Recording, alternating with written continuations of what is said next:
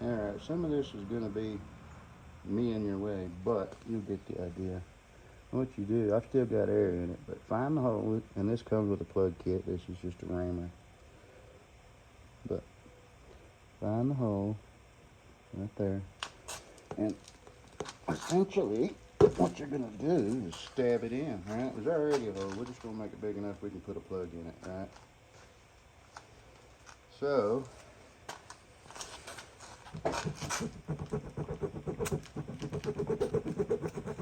make it leak proper. Yeah. See there? I'm gonna let some of that air out so I'll get a plug in. That ought to work. And in any plug kit you get, you're gonna have the tools that you need. This particular set of tools and this plug right here came from Dollar General, believe it or not. Works just fine. There's many kits out there, but this is what I'm working with. Once you get the plug pulled out of the plastic, you just feed it through like that. It helps to have a pair of pliers, but it can be done without. And you want to center it up like so. Okay, easy enough.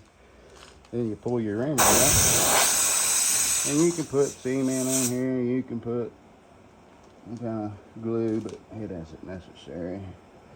Once you get it in like that, I got about an inch sticking out. And just pull that out, and the hole is plugged. So what I'll do, I'll show you. We'll put it on the. I'll air it back up, and then I'll get some soap and we'll make sure it's not leaking.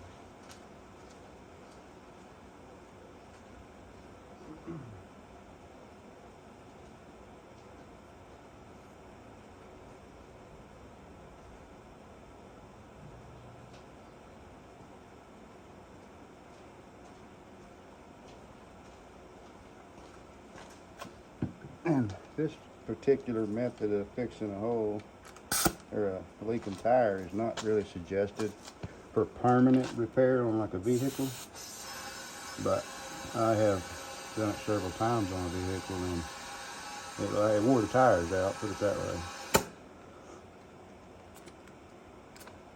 He was running about 20 pounds in them, so I'll air it back up to 20. There's 20. And right here I just have a mixture of dish soap and water.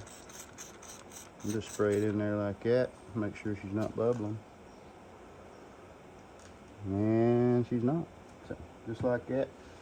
The whole repair takes a couple of minutes, start to finish, and that's gathering tools. So. Alrighty.